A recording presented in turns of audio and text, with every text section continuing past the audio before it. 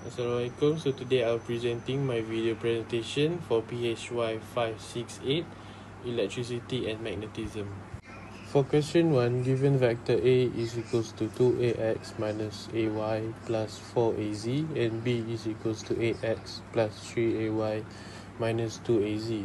So for part A, we have to find the vector perpendicular to vectors A and B. And for B, we need to find the angle between vectors A and B. For part A, we calculate the perpendicular vector using the cross product, which is the determinant of a matrix containing unit vectors and components. This gives us negative 10ax plus 8ay plus 7az. For part B, we use the dot product to find the angle between vectors A and B. So firstly, we need to find the magnitude of A, which gives us square root 21. And the magnitude of B, which gives us square root 14. So by using cos theta is equals to A dot B over the product of magnitudes A and B, we get the angle is 121.6 degrees. Now we go on to question 2, where we are given 2 points P and Q, where P is at 4 pi over 6 and 3, and Q is at 4 pi over 3 and negative 2. So in part A, we need to find the Cartesian coordinate of point P, and for part B, we need to compute the length between points P and Q along the cylindrical curvature. So for part A, we are given the points at P, where our rho is 4, our phi is pi over 3, and our z is 3. So by using the formula x equals to rho cos phi, we can determine the x coordinate is at 2 sec 3, and by using the formula rho sin phi, we can determine the y coordinate, which is at 2. Z remains the same, which is equals to 3. So the Cartesian coordinate of P is 2 sec 3, 2 and 3. In part B, we calculate the arc length along the cylindrical surface by using the formula S is equals to rho del phi, where our del phi is the difference between the phi of P and the phi of Q, and our del phi we will get pi over 6. Rho remains the same value, which is 4. So by putting these values into the formula, we will get the distance between P and Q is 2 pi over 3 meters. For question 3, it states that a finite flat surface with dimensions x is between 0 and 2, y is between 0 and 4, and on the z plane, which is 0, has a uniform surface charge density of rho s is equals to 6 microcoulombs per meter square. So we need to find the total charge on the sheet.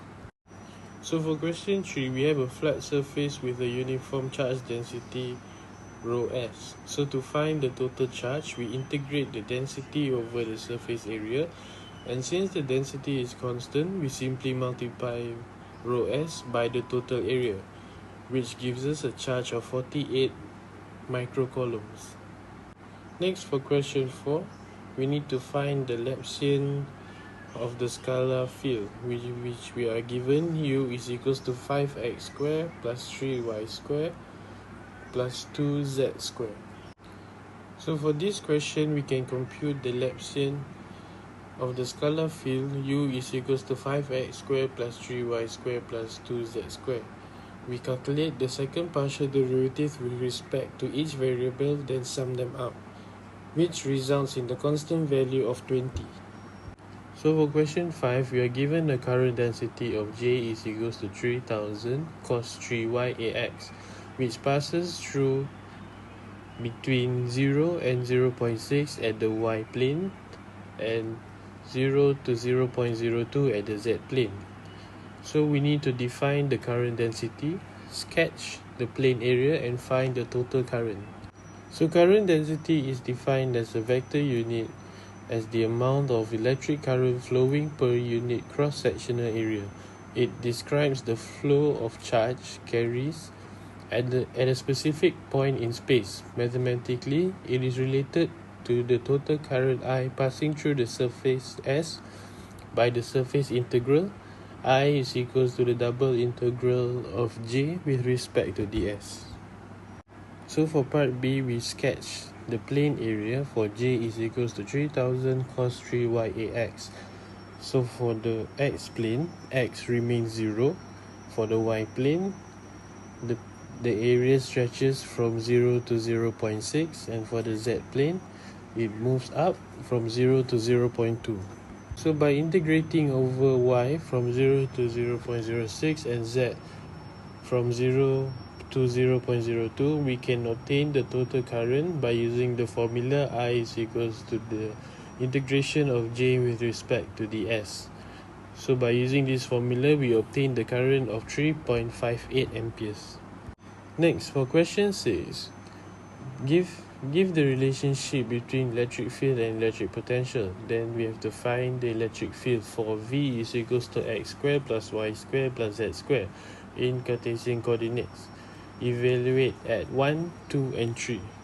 So for question 6, we relate the electric field to the potential using E is equals to negative del V. By taking the negative gradient of the potential field x squared plus y squared plus z squared and evaluating it at points 1, 2 and 3, we obtain a value of E is equals to negative 2ax minus 4ay minus 6az volts per meter. Next, for question 7, in part A, we need to state Ampere's circular law.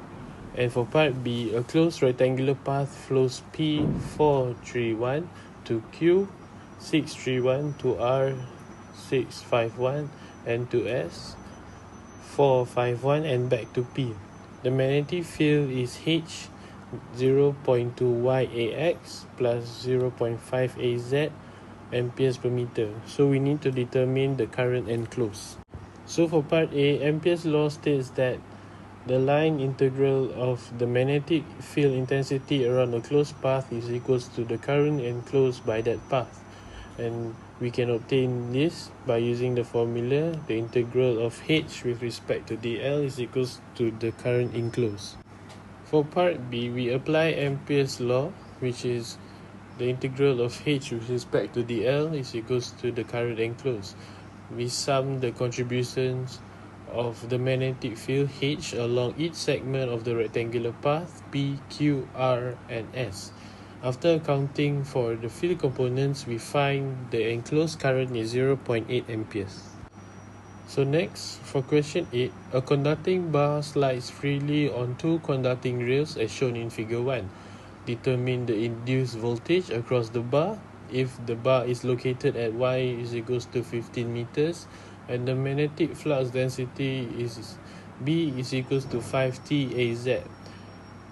Evaluate the induced voltage at T is equals to 8 meters.